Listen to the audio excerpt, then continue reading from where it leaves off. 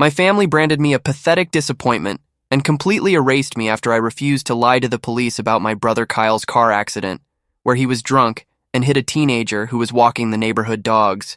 My mother literally burned all my photos in the backyard, while my father yelled that, "A real son protects the family." I watched the flames consume my childhood through the kitchen window, while Kyle smirked from the living room couch, beer already in hand.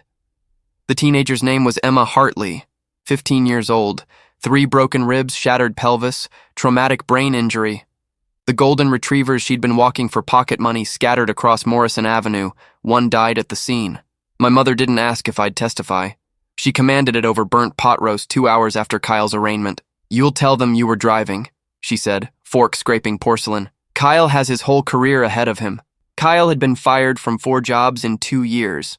The career was a fantasy she'd constructed somewhere between her 3rd glass of wine and complete detachment from reality. My father nodded along, already calculating how my criminal record would affect his standing at the Rotary Club versus Kyle's.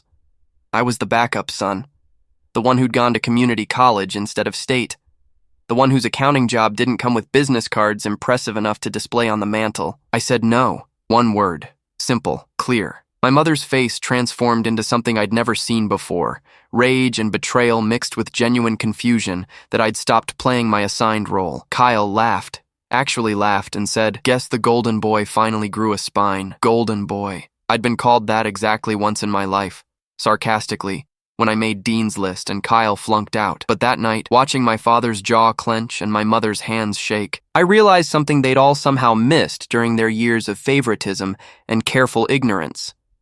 I'd been the family accountant for 6 years. Every tax return, every business expense, every creative deduction that kept their lifestyle floating just above their means. I knew things. The detective who took my statement was a woman named Ramirez with tired eyes and a notepad she'd already filled with witness accounts. "Your brother left a 50-yard skid mark," she said. "Blood alcohol was .17. 3 people saw him run the stop sign." She didn't ask me to lie. She just wanted to confirm Kyle had been alone in the car, which he had. I confirmed it. My mother called me a traitor before I'd even left the police station parking lot. How she knew so fast, I'd find out later. Kyle's lawyer had been texting her play-by-play. They held the photo burning ceremony that weekend. My mother used the Weber grill, the expensive one my father had bought for his 50th birthday. Graduation photos, childhood snapshots, that awkward phase where I had braces and thought cargo shorts were acceptable, all of it curled and blackened while neighbors pretended not to watch from behind curtains. Mrs. Chen from next door caught my eye as I loaded boxes into my car. She mouthed, "I'm sorry," but didn't intervene. Nobody intervened. The Reeds were respected.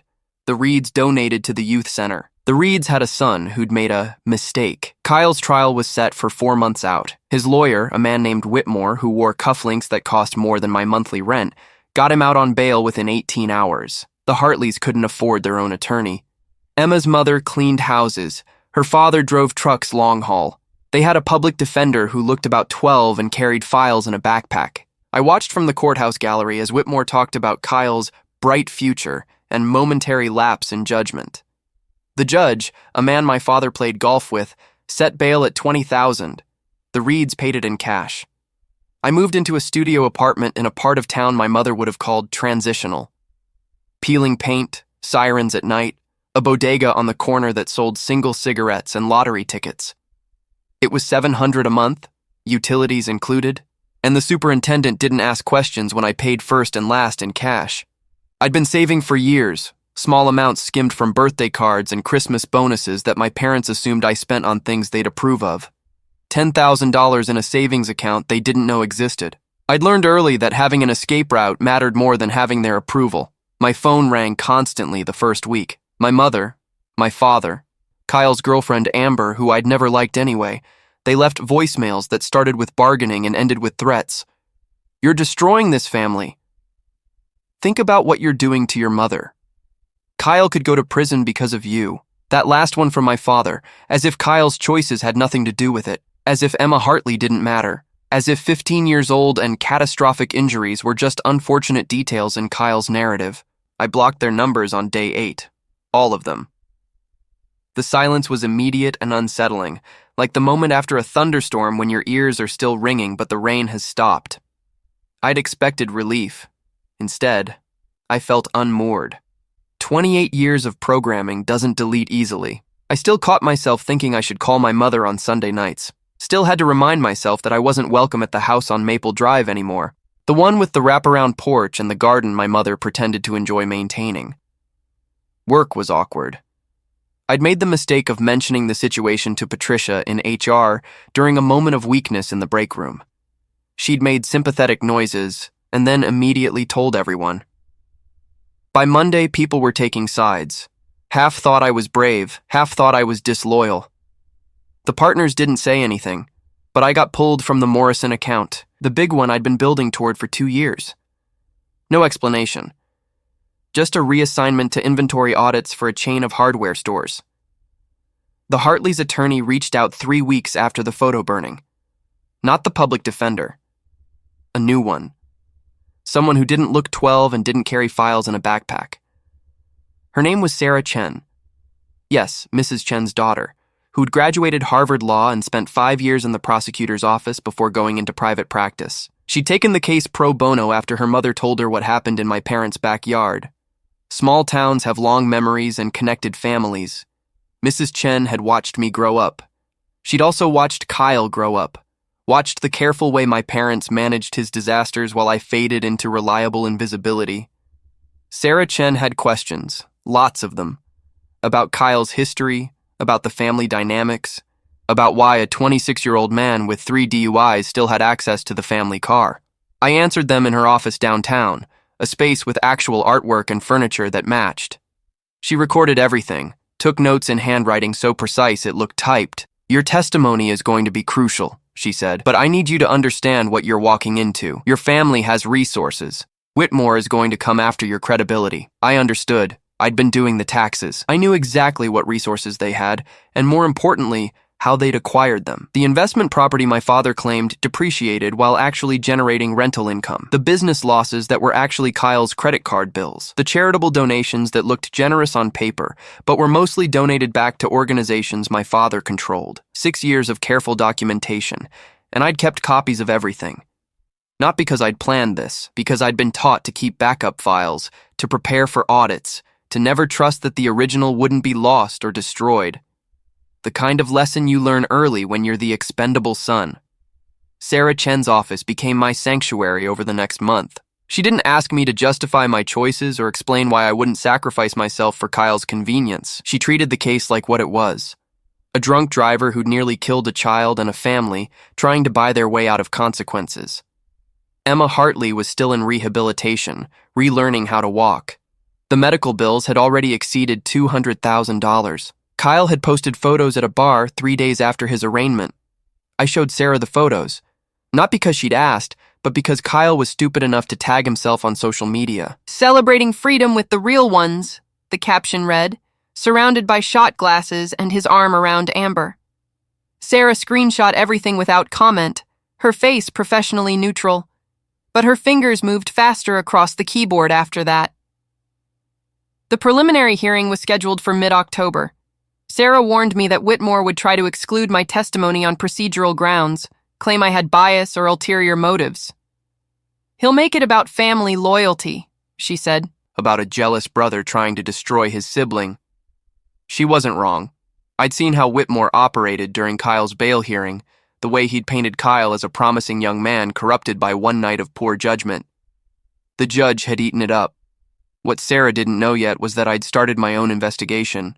Nothing illegal. Just careful observation of public records, the kind of analysis I did for clients every day.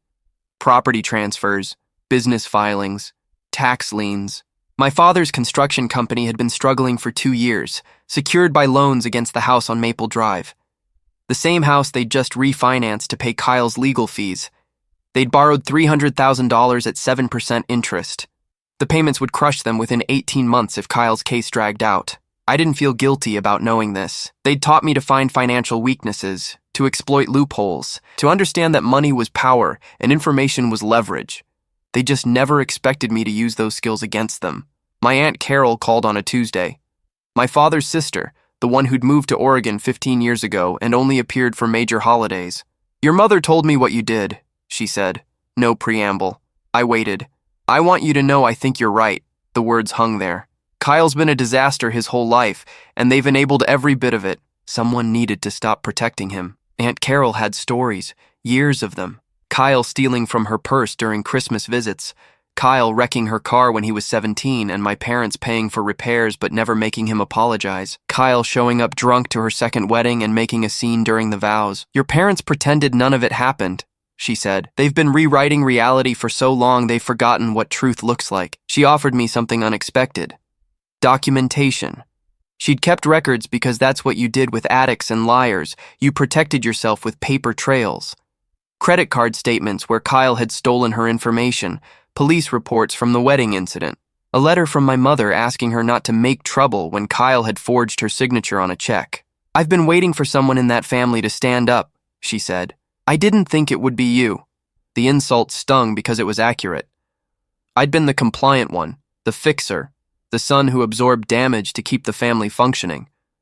But Aunt Carol sent me everything anyway, overnight delivery to my studio apartment. 3 years of evidence that Kyle had been a liability long before Emma Hartley. The Hartley family reached out through Sarah. They wanted to meet me, not for legal reasons, just to say thank you for telling the truth.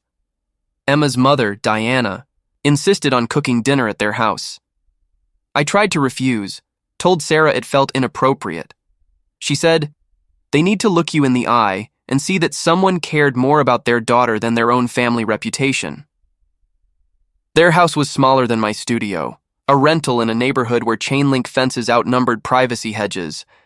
Diana Hartley had cleaned it until everything shone, the kind of desperate hospitality that comes from having nothing material to offer except effort.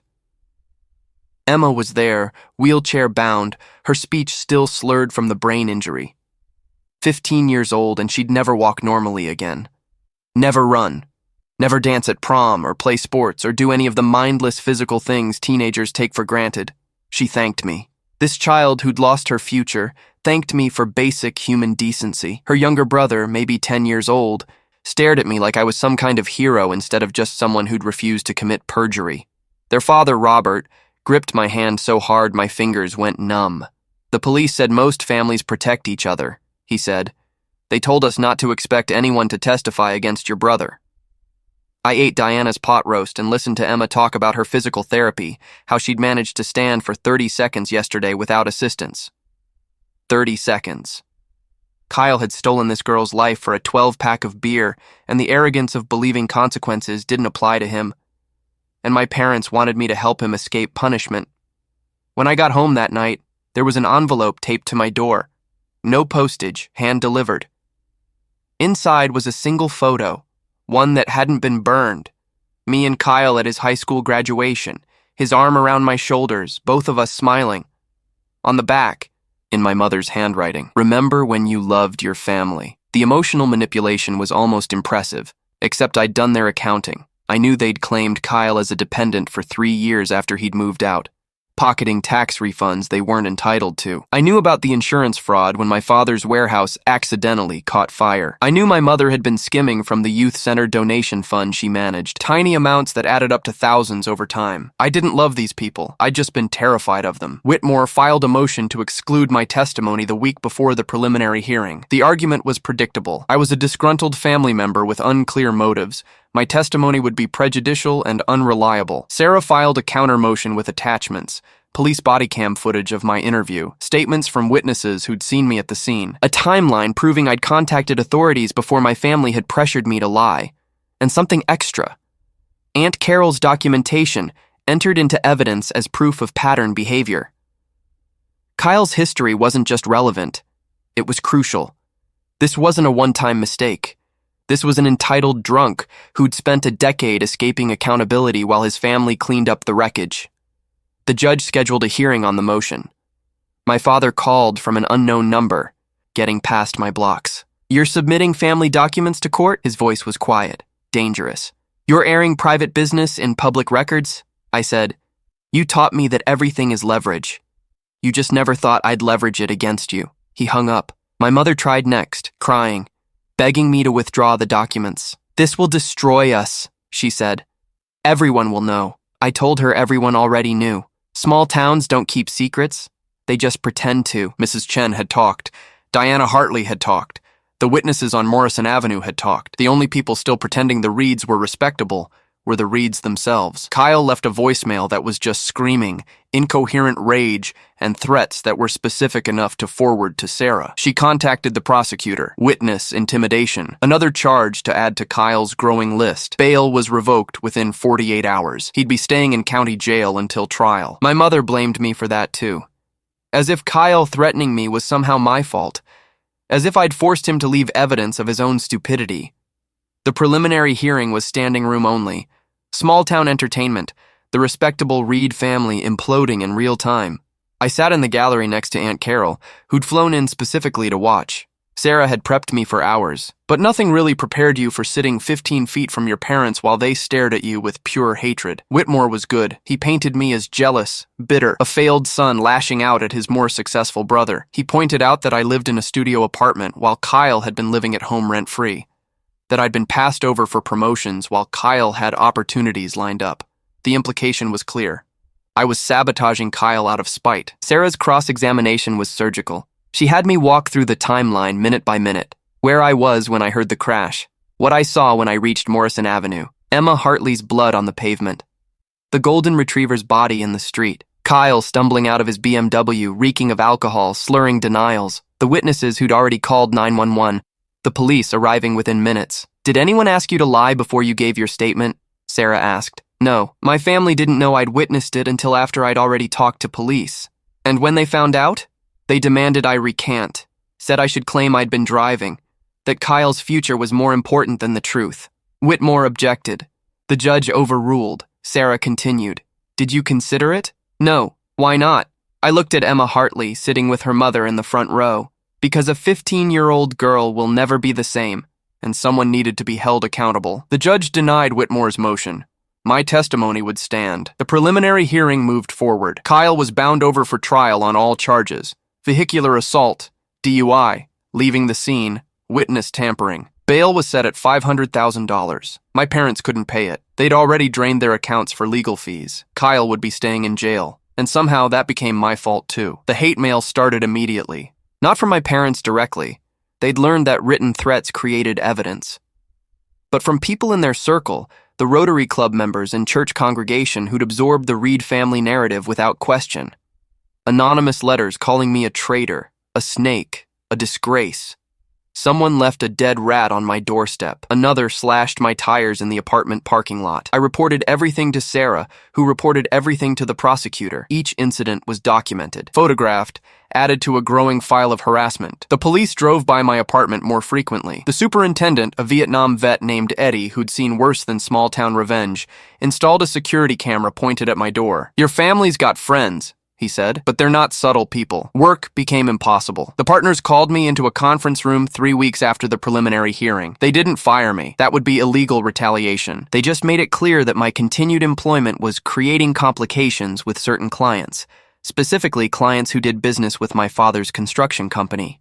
We're not asking you to leave, the senior partner said. We're just noting that the situation has become challenging for everyone involved. I resigned that afternoon, gave 2 weeks' notice and spent it training my replacement, a kid fresh out of college who didn't know that half the files I was handing over contained evidence of creative accounting that would collapse under real scrutiny. I didn't warn him. That would have been unprofessional. I just made sure everything was meticulously documented and properly labeled. Sometimes the best revenge is just letting people get what they deserve. Sarah offered me a job. Paralegal work, investigative research, background checks. You're wasted in corporate accounting, she said. You think like a prosecutor. The pay was less, but it came with benefits my old firm hadn't offered. Distance from my father's sphere of influence and work that actually meant something. I accepted. My first assignment was digging into the Reeds' finances for the civil case. Diana and Robert Hartley were suing Kyle for damages, a separate legal action from the criminal trial. They'd never collect. Kyle had no assets. But the judgment would follow him forever. Sarah wanted documentation of where the money had gone. Proof that my parents had been subsidizing Kyle's lifestyle for years. I knew exactly where to look. 6 years of tax returns, credit card statements my mother had sent me to reconcile, bank records they'd trusted me to organize. I'd kept copies of everything because that's what accountants did. We backed up files, we prepared for audits. We never assumed the original documents would remain accessible. The Reed family's financial history was a masterpiece of small-scale fraud. Nothing massive enough to trigger federal investigation, but a consistent pattern of deception. Unreported rental income, inflated business expenses, charitable deductions for donations that never happened. And Kyle, listed as a contractor for my father's company, paid $60,000 a year for work he'd never performed. Tax fraud, wage fraud, insurance fraud, all meticulously documented because I'd been the one documenting it, never imagining I'd be the one to expose it. Sarah reviewed the files with the kind of focus lawyers reserved for career-defining cases. "This is more than civil liability," she said. "This is criminal exposure."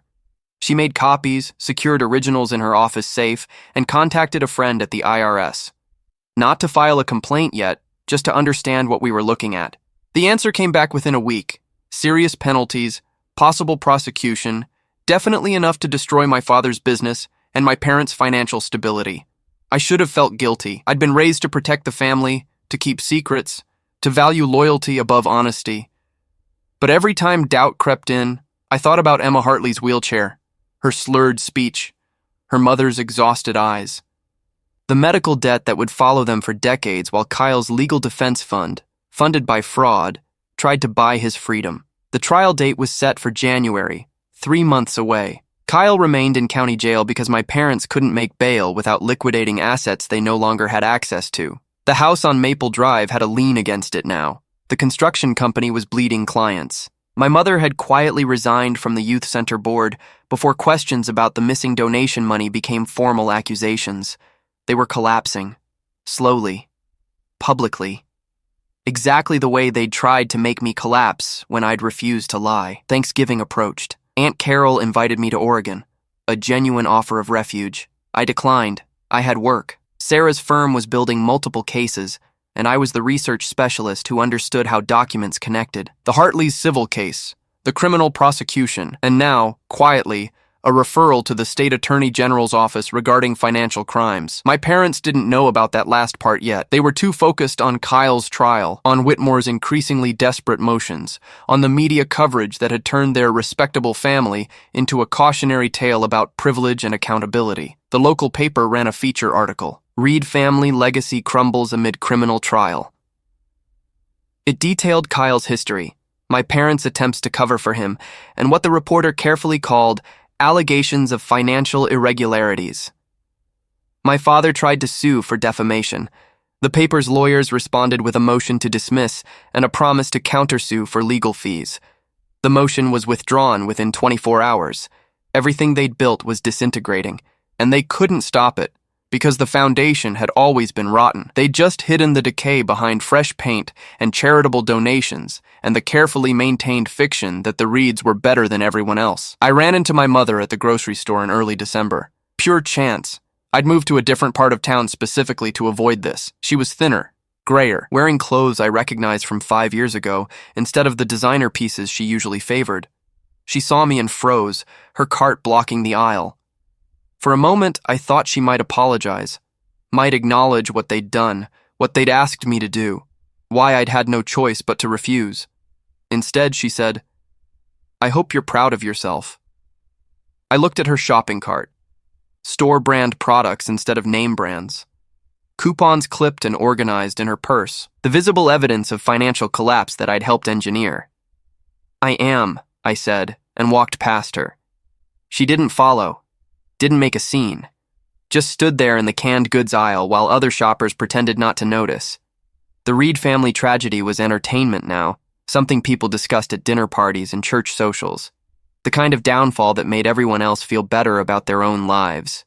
Sarah received the IRS response 2 weeks before Christmas. They were opening an investigation into Reed Construction Company and associated personal tax returns for the previous 7 years. The documentation I'd provided was sufficient for preliminary review. If the investigation proceeded, and it almost certainly would, my parents could face substantial fines, potentially criminal charges, and definitely the destruction of everything they'd spent 40 years building. "They'll know it was you," Sarah said. "The timing makes it obvious." I knew. I'd counted on it. The IRS moved slowly, but they moved thoroughly. By the time the investigation concluded, Kyle's trial would be over, the civil judgment would be final, and my parents would be facing their own legal nightmare. Multiple fronts, no resources, no way to fight everything at once. The kind of strategic warfare my father had taught me when I'd been learning business. Overwhelm your opponent.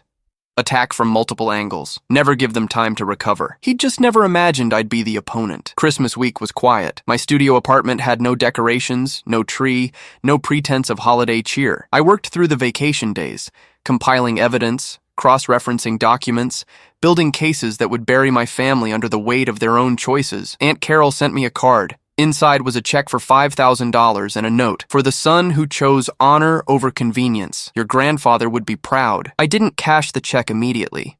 Just kept it on my refrigerator, a reminder that not everyone in the family was broken. The new year arrived with news that Whitmore had approached the prosecutor about a plea deal. 20 years reduced to 8 if Kyle pled guilty to all charges. The Hartleys would get their judgment without a trial. Emma would get closure without having to testify. It was a reasonable offer. Kyle refused, still believed he could win at trial, still convinced his family's money and influence would protect him, even though both were gone. Whitmore looked exhausted in the courthouse hallway, a man who'd realized his client was unsalvageable, but was professionally obligated to keep trying. The trial started on January 15th. Snow was falling. The courthouse steps were packed with reporters and camera crews. Inside, the gallery was full by 8 a.m. Spectators lined up for the kind of small-town drama that usually only happened in television shows. I sat in the back row, invisible, watching, ready to testify. The prosecution opened with Emma Hartley. Sarah had warned me this would happen, that they'd lead with the victim to establish exactly what Kyle had destroyed. Emma wheeled herself to the witness stand with fierce determination, refusing assistance. Her mother sat rigid in the gallery, fingers laced so tightly her knuckles were white. The prosecutor, a woman named Jennifer Walsh with 15 years of experience, walked Emma through that night with careful gentleness. The dogs she'd been walking for Mrs. Patterson down the street. The extra $20 she earned each week. Her plans to save for a car when she turned 16. The sound of screeching tires. The impact. Waking up in the hospital 3 days later, unable to move her legs. Kyle stared at the defense table. Didn't look at her once. Whitmore had probably coached him on that, told him any visible emotion would be used against him. But the complete absence of reaction was worse. He looked bored. The gallery noticed. I watched the jury notice. You couldn't fake compassion this late in the process. Kyle simply didn't care. The medical testimony took 2 days. Doctors explaining the injuries in clinical detail. Shattered pelvis requiring 3 surgeries, traumatic brain injury causing permanent cognitive impairment, nerve damage that meant Emma would never walk without assistance, chronic pain she'd manage for the rest of her life, medical bills that had exceeded $400,000 and would continue accumulating through decades of rehabilitation. Walsh displayed photos. Emma before, vibrant, athletic, on her school's soccer team. Emma after, wheelchair-bound, scarred, struggling to form complete sentences. The jury looked sick. My parents sat behind the defense table, both wearing their court clothes, the expensive ones reserved for important appearances. My father's face was carved granite. My mother dabbed at dry eyes with tissue, performing grief she didn't feel. They weren't crying for Emma Hartley. They were mourning their son's inevitable conviction and their own social annihilation. The prosecution's case was methodical. Toxicology reports showing Kyle's blood alcohol level. Accident reconstruction proving he'd been traveling 50 miles per hour in a residential zone. Security footage from a liquor store where he'd bought beer 30 minutes before the crash. Witness testimony from the 6 people who'd seen him run the stop sign, hit Emma, and attempt to flee before his car stalled out. Whitmore's cross-examinations were desperate. He tried to suggest Emma had been jaywalking. She hadn't. Implied the witnesses were unreliable. They were teachers, nurses, a retired police officer. Questioned whether Kyle's alcohol consumption had really impaired his driving. The toxicology expert destroyed that argument in under 5 minutes. I was scheduled to testify on day 6. Sarah had prepped me extensively, but she'd also warned me that Whitmore would try to break me on the stand. He'll make it personal, she said. He'll attack your motives, your character, your relationship with your family. Stay calm. Answer the questions. Don't get defensive. I walked to the stand while my parents watched with naked hatred. Kyle met my eyes for the first time since the preliminary hearing. He smiled. Actually smiled. Like this was amusing. Like Emma Hartley's shattered life was entertainment. Walsh took me through the timeline. Where I'd been that evening, driving home from the grocery store. What I'd heard. The crash. The screaming. The dogs barking. What I'd seen when I reached Morrison Avenue. Kyle's BMW with front-end damage. Emma bleeding on the pavement. Kyle stumbling and incoherent. Why I'd stayed. To give a statement to police before anyone could ask me not to. Did your family know you'd witnessed the accident? Walsh asked. Not until after I'd already spoken with Detective Ramirez. What happened when they found out? My mother called me from the police station. Told me I needed to recant my statement. Said I should claim I'd been driving instead of Kyle. Did she explain why? She said Kyle's future was more important than the truth. Whitmore objected. The judge overruled. Walsh continued. Did other family members pressure you? My father.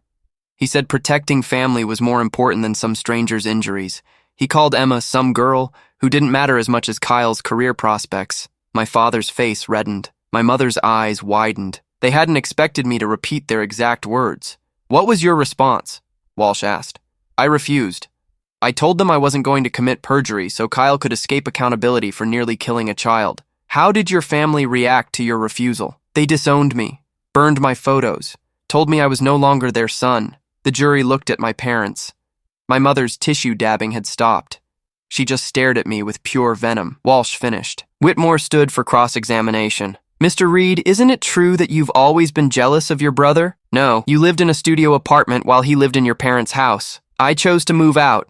Kyle was 26 and unemployed. You were passed over for promotions at work. I resigned after my family's clients began harassing me. You've provided financial documents to the civil attorneys suing your brother. I provided accurate records of my parents subsidizing Kyle's lifestyle with fraudulent tax deductions. Whitmore's jaw tightened. You're aware those allegations are under investigation? I'm aware I reported tax fraud to the appropriate authorities. You reported your own family. I reported crimes. The fact that my family committed them doesn't change their nature. He tried another angle. Isn't it true you blame Kyle for your parents' favoritism? I don't blame Kyle for my parents' choices. I blame him for driving drunk and nearly killing Emma Hartley. Those are separate issues. You've benefited from your brother's prosecution. You now work for the victim's attorney. I work as a paralegal for a firm that took Emma's case pro bono. I research documents and conduct background checks. My employment has nothing to do with Kyle's guilt. Whitmore paced. You expect this jury to believe you have no ulterior motive? No desire for revenge against a family that, in your view, treated you poorly? I looked at the jury. My motive is simple. I watched my brother hit a 15-year-old girl while driving drunk. I watched him try to leave the scene. I watched my parents attempt to cover it up. I could either tell the truth or become complicit in destroying an innocent family's life. I chose truth. If that's revenge, then I suppose I'm guilty. The gallery was silent. Whitmore had no follow-up. I was excused. As I walked back to my seat, Kyle whispered something to Whitmore. Loud enough for the jury to hear. Fucking traitor. The judge ordered a recess. Kyle was reprimanded. The damage was done. The jury had seen exactly who he was. Entitled, unremorseful, more angry at being caught than at having nearly killed someone. The prosecution rested. Whitmore's defense was anemic. Character witnesses who couldn't explain away Kyle's 3 prior DUIs. Expert testimony about alcohol's effects that actually reinforced the prosecution's case. Kyle himself, who testified for 40 minutes and came across as smug, dismissive, and utterly unconvincing. I made a mistake, he said, but I don't think I should have my whole life destroyed over one bad decision. Walsh's cross-examination was brutal. Emma Hartley's life was destroyed. Why is yours more valuable? Kyle had no answer. Closing arguments took one day. Walsh spoke for 90 minutes, methodically walking through the evidence, the witnesses, the undeniable fact that Kyle had chosen to drink, chosen to drive, chosen to run a stop sign, and chosen to try to flee. This wasn't a mistake, she said. This was a series of deliberate choices that devastated an innocent child. The defendant showed no remorse then. He shows no remorse now. He deserves no mercy. Whitmore argued for an hour, talked about Kyle's potential, his youth, his family's suffering. He avoided discussing Emma entirely. The jury noticed. Deliberations took 4 hours.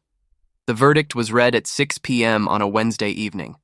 Guilty on all counts. My mother collapsed. Actually collapsed, dramatic and theatrical, requiring medical attention that arrived to find her perfectly coherent and furious. My father sat motionless, staring at the judge as if reality could be negotiated away with the right argument. Kyle was handcuffed, led away. He looked back at me once, and whatever he saw on my face made his expression twist into something ugly. Emma Hartley cried. Her mother held her. Her father thanked Walsh, thanked Sarah, thanked the jury. Nobody from my family spoke to them. Outside, reporters swarmed. I slipped away through a side exit, avoiding cameras and questions. Sarah texted me an hour later. Sentencing in 6 weeks. Civil trial scheduled for March. The reads were done, but I wasn't finished yet. Sentencing day arrived during a February ice storm. The courthouse steps were treacherous, cameras slipping, reporters struggling to maintain footage while freezing rain coated everything in glass. I arrived early, entered through the employee entrance Sarah had arranged, and took my seat in the back gallery before the spectators flooded in. Emma Hartley gave a victim impact statement. She'd been practicing for weeks, working with a speech therapist to manage the brain injury effects. Her voice was stronger now, more controlled, though she still gripped her mother's hand for support. "I was going to play college soccer," she said. "I had scholarships. Coach is watching me. Now I need help getting dressed. I can't walk without a cane. I have seizures. I forget words. Every single day is pain." She looked directly at Kyle. "You took my future, and you don't even care." Kyle stared at the defense table. Whitmore had given up on coaching, visible remorse. Diana Hartley spoke next. "Our medical debt will never be paid. We've taken second jobs. Sold everything we could. Emma needs surgeries we can't afford. Therapy that insurance won't cover. A lifetime of care that we'll spend our lives struggling to provide." Her voice broke. While the Reed family tried to buy their son's freedom with money they stole from people who trusted them. That last part wasn't in the prepared statement. The judge didn't stop her. The prosecutor had informed the court about the IRS investigation, not as evidence in the criminal case, but as relevant context for sentencing. The Reeds' financial crimes were now public record. My father stood to speak on Kyle's behalf. The judge allowed it over Walsh's objection. He talked about Kyle's potential, his youth, his bright future. He talked about family loyalty and forgiveness and second chances. He didn't mention Emma once. Didn't acknowledge her suffering. Didn't apologize for anything. He also didn't acknowledge me, though I sat 15 feet away. The judge let him finish, then spent 30 seconds destroying every argument. "Mr. Reed, your son nearly killed a child while driving drunk. His prior record shows 3 DUIs. He attempted to flee the scene. He showed no remorse at trial. Your family attempted to obstruct justice by pressuring a witness to commit perjury. And now we learn that the funds used for his defense came from tax fraud and financial crimes." She looked at Kyle. "You are not a victim of bad luck. You are a danger to society who has been shielded from consequences your entire life." The sentence was 20 years. Kyle's face went white. Whitmore was already standing to argue for immediate appeal, but the judge wasn't interested. "Bailiff, remove the defendant." Kyle was handcuffed again. This time he looked back at my parents, not me. "Dad, do something." My father couldn't do anything. His construction business was failing. The house was in foreclosure. The IRS had frozen their accounts pending investigation. They had nothing left to leverage. Kyle was led away. My mother started crying. Real tears this time. Genuine devastation. My father aged a decade in 30 seconds, his face collapsing into someone I barely recognized. I felt nothing, just cold satisfaction that the system had finally worked. The civil trial was 3 weeks later. Sarah had prepared meticulously, and the criminal conviction made this almost procedural. Kyle was liable for Emma's medical costs, pain and suffering, lost future earnings. The jury deliberated for 90 minutes and awarded the Hartleys $8.2 million. Kyle had nothing. The judgment would follow him forever, garnishing any wages he earned after release, preventing him from ever building financial stability. He'd be 70 when the sentence ended, and he'd still owe millions. My parents attended that trial too, sitting in the back now instead of behind the defense table. They looked diminished, smaller somehow. The IRS investigation had become formal charges, criminal tax fraud, multiple counts. Their attorney had already approached the prosecutor about a plea deal. I'd provided the evidence for that case too. Every document, every falsified return, every fraudulent deduction. 6 years of material that I'd kept because I'd been trained to maintain backup files and never imagined I'd be using them to destroy the people who'd trained me. The plea negotiations took 2 months. My parents couldn't afford trial. They had no resources, no leverage, no way to fight. The deal was straightforward. Plead guilty, pay restitution plus penalties, accept 5 years probation and permanent bars from operating any business or serving on any boards. My father's construction company dissolved. The house on Maple Drive was sold to cover debts. My parents moved into a rental apartment in the same neighborhood where I'd lived after they'd disowned me. Cheap, small, the kind of place my mother would have called beneath us a year ago.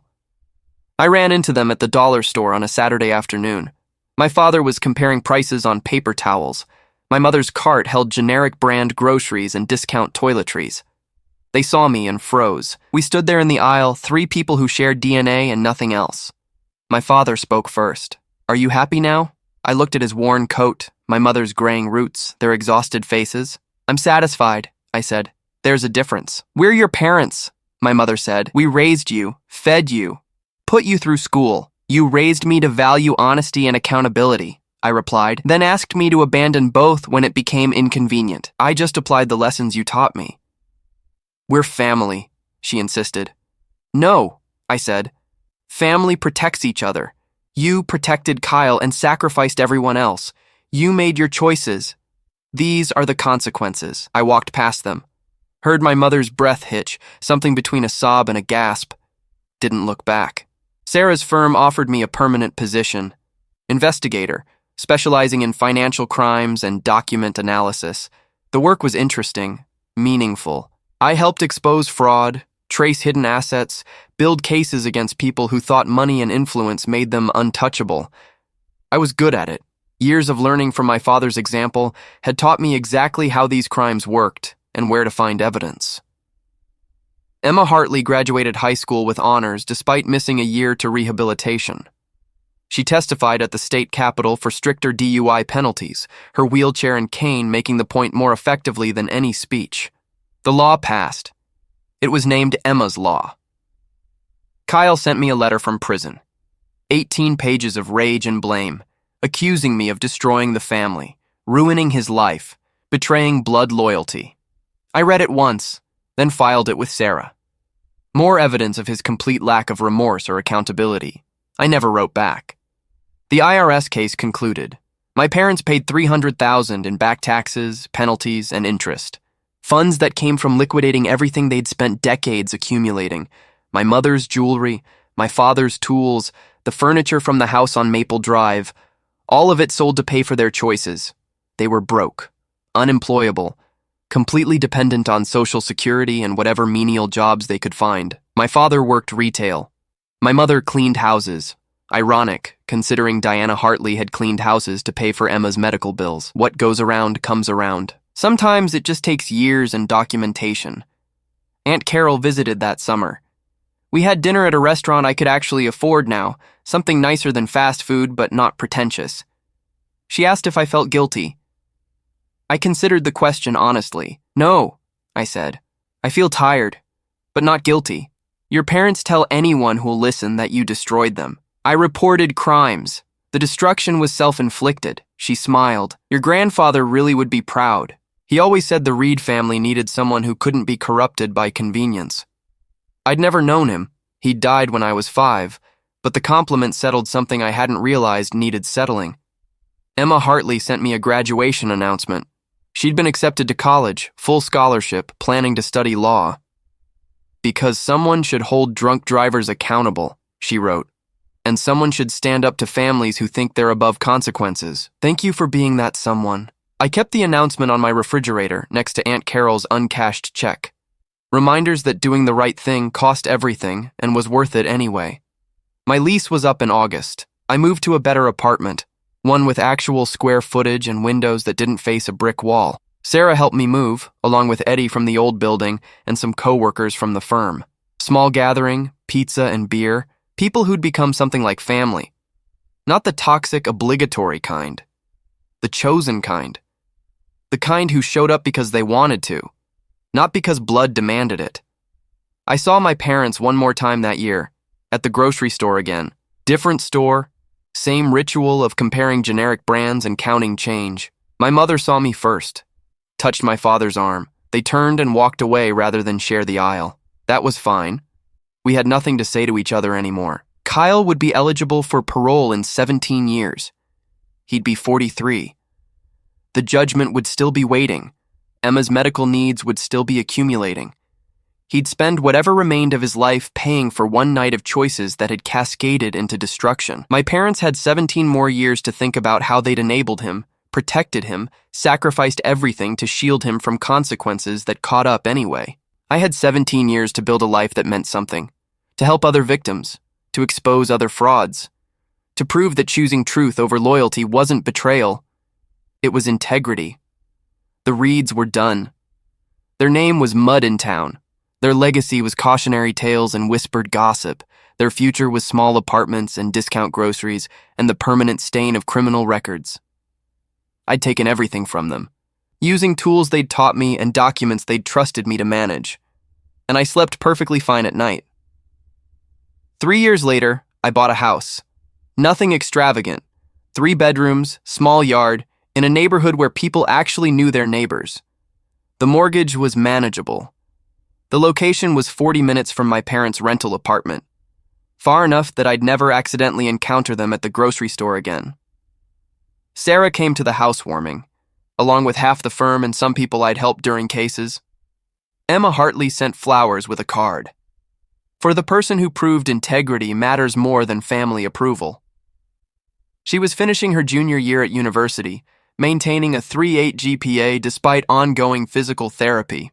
Her scholarship covered everything. Diana had sent me a Christmas card that first year with photos of Emma walking with just a cane. Still difficult, still painful, but possible. Kyle was serving his time at a medium security facility 6 hours north. I'd heard through Aunt Carol that my parents visited monthly, a ritual of loyalty to a son who'd destroyed them. They still believed he'd been unfairly targeted, that I'd been the villain in this story. Delusion was easier than accountability.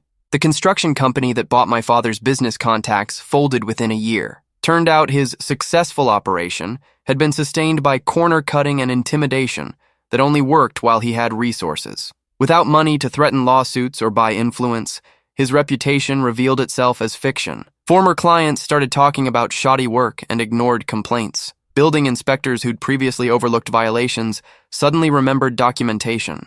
The youth center my mother had resigned from discovered the embezzlement went deeper than initially reported. Another $15,000 over a decade, small amounts that added to substantial theft. They didn't press charges, she'd already been prosecuted, but they published a report. Her name was permanently associated with betraying children's programs she'd claimed to champion. Sometimes I thought about them, wondered if they ever acknowledged their choices, or just blamed me. Wondered if my mother still kept that photo of Kyle and me, the one she'd taped to my door as emotional blackmail. Wondered if my father understood that I'd used his own techniques against him, identify weaknesses, attack methodically, show no mercy. Mostly I didn't think about them at all. The firm promoted me to senior investigator. I specialized in financial crimes with personal injury components, cases where wealthy defendants used money to escape accountability. I was very good at finding hidden assets and exposing fraud. Turns out years of preparing my parents' taxes had given me a doctorate-level education in how rich people cheat. Emma graduated college, became a victim advocate while applying to law school. She gave speeches about drunk driving, using her wheelchair and cane as visual evidence of consequences. Legislators listened when she talked. Emma's law expanded to include harsher penalties for repeat offenders. Kyle was grandfathered in, but others would face stricter sentences. Diana and Robert Hartley paid off their medical debt. Took 10 years, 2 jobs each, sacrifices I couldn't imagine. But they'd done it without the $8 million judgment because Kyle had nothing to take. The money was symbolic, a permanent weight around his neck, not actual compensation. They never blamed me for that. Never suggested I should have lied to help them avoid court. They understood that truth mattered more than financial recovery. I ran into Whitmore at a legal conference. He'd aged badly, gained weight, developed the look of someone who'd defended too many guilty clients and knew it. We ended up at the same hotel bar through pure coincidence. He recognized me immediately. Marcus Reed. The son who destroyed his family. I sipped my drink. The son who told the truth. There's a difference. You cost me my reputation. That case killed my career. You hitched your reputation to a drunk driver with 3 priors and parents who committed tax fraud. Your judgment killed your career. He stared into his whiskey. You really don't feel guilty, do you? No, most people would. Most people aren't asked to commit perjury to protect someone who nearly killed a child. He left 20 minutes later. I stayed, ordered dinner, enjoyed the quiet. Aunt Carol died my 4th year in the house. Cancer, quick and brutal. She left me everything. Not much, but enough to matter. $50,000 and a letter explaining she'd been saving it for whichever family member proved worthy of the Reed name. You're the only one who earned it, she wrote. Spend it on something that matters. I established a scholarship fund. Full ride for students from low-income families pursuing degrees in law, medicine, or social work. The application required an essay about integrity. Emma Hartley agreed to serve on the selection committee. The first recipient was a kid whose father was serving time for vehicular manslaughter. He'd testified against his dad, refused to provide an alibi, watched his family disintegrate. His essay about choosing truth over loyalty made Emma cry. I understood perfectly. Kyle became eligible for parole 17 years into his sentence. Emma attended the hearing, now a practicing attorney with her own firm specializing in victim advocacy. She read a statement about her permanent injuries, her ongoing pain, the life she'd never have. The parole board deliberated for 15 minutes. Denied. My parents attended that hearing too. They looked ancient now, bent and gray, worn down by years of consequence. My mother tried to approach Emma afterwards, maybe to apologize or explain. Diana Hartley stepped between them. You had 17 years to express remorse, she said. The time for that passed when you tried to protect your son instead of our daughter. My parents left, alone. Nobody waiting in the parking lot to comfort them. Kyle would be eligible again in 5 years. The pattern would repeat. Emma's testimony, the denial, my parents' futile loyalty. He'd serve the full 20. Then he'd be released into a world that owed him nothing and a judgment that would follow him forever. I wondered sometimes if he understood yet that his family's protection had been the worst thing anyone could have done for him. Probably not. Understanding requires humility. The Reed name meant nothing now in town. New families had moved in, young professionals who didn't know the history. The house on Maple Drive sold twice more, each time for less, the property value diminished by proximity to scandal. I drove past it occasionally. Just a house, just walls and windows and a backyard where my mother had burned photos. The new owners had painted it blue, planted different flowers, erased the physical evidence of the Reed's existence. Eventually, nobody would remember we'd lived there at all.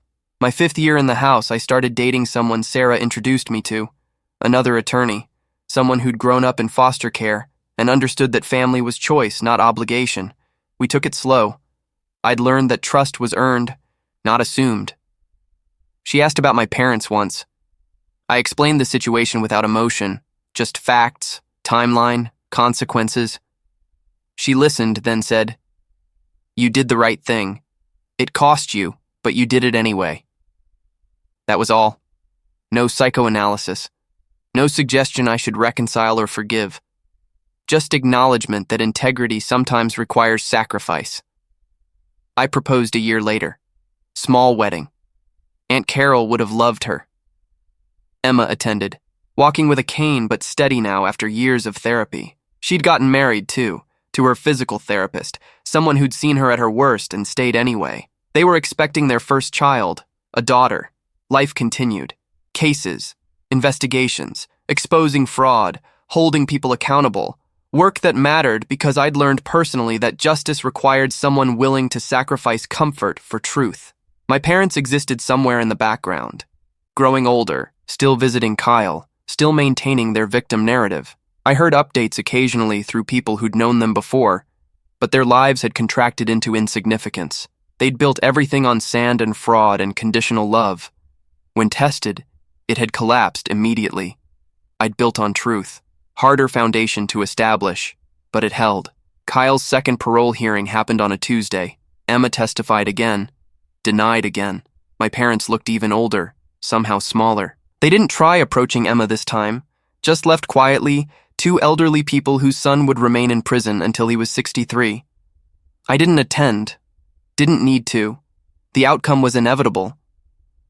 That evening I had dinner with my wife at our house. We were planning a vacation, discussing whether to start trying for kids, normal life things that people with healthy foundations could consider. My phone rang around 9. Unknown number. I almost didn't answer. Marcus? My father's voice. I hadn't heard it in 8 years. Yes. Silence. Then, your mother's in the hospital. Heart attack. They don't think she'll make it. I processed this. Felt nothing. I'm sorry to hear that. Will you come? No. She's your mother. She stopped being my mother when she asked me to commit perjury. You stopped being my father when you called me a pathetic disappointment for refusing. Those were your choices. These are mine. Marcus? I hung up. My wife looked at me. You okay? Yeah. And I was. No guilt, no regret, no obligation to people who'd taught me that love was conditional and family was currency. My mother died 3 days later. I didn't attend the funeral, sent no flowers, made no acknowledgement. She'd erased me first. I was just honoring her decision. My father left a voicemail a week later, just crying, no words. I deleted it. Kyle sent another letter from prison. More rage, more blame. Claims that I'd killed our mother with my betrayal. I filed it with the others. Evidence of unbroken patterns. Emma sent a sympathy card, which was more grace than my family deserved. I know your relationship was complicated, she wrote. I hope you find peace. I already had peace. Had found it years ago when I'd chosen truth over loyalty and learned to sleep soundly with the consequences. My father tried twice more to contact me over the following year. I blocked the numbers. Eventually he stopped. Either accepted I was gone or ran out of energy to chase someone who'd stopped running. The Reed family tree effectively ended. Kyle would never have children, not with a criminal record and perpetual debt. I'd taken a different name when I married. My wife and I discussed having kids, passing along something better than the poison I'd inherited. When we did have a daughter 2 years later, we named her Carol, after the one Reed who'd chosen right over easy. She'll never meet her biological grandparents, never hear their version of events. We'll only know the story her parents tell, about truth mattering more than comfort, about integrity requiring sacrifice, about building life on foundations that hold when tested. She'll know Emma Hartley, the attorney who survived tragedy and chose justice. She'll understand that doing the right thing costs everything and is worth it anyway. She won't be raised to protect family members who don't deserve protection, won't learn that blood excuses behavior or that loyalty means silence. She'll be raised to tell the truth, every time, no matter the cost. And if someday she has to choose between family approval and doing what's right, she'll already know which matters more. Because I'll have taught her what the Reeds never learned, that family isn't who you're born to. It's who earns the privilege of your loyalty through their actions. My parents earned nothing but exposure. Kyle earned exactly what he got, and I earned the quiet satisfaction of watching them reap what they'd sown while I built something better from the ashes of their legacy. Sometimes the best revenge is just living well while your enemies destroy themselves. I didn't destroy the Reeds. They destroyed themselves. I just held up the mirror and made sure everyone else could see.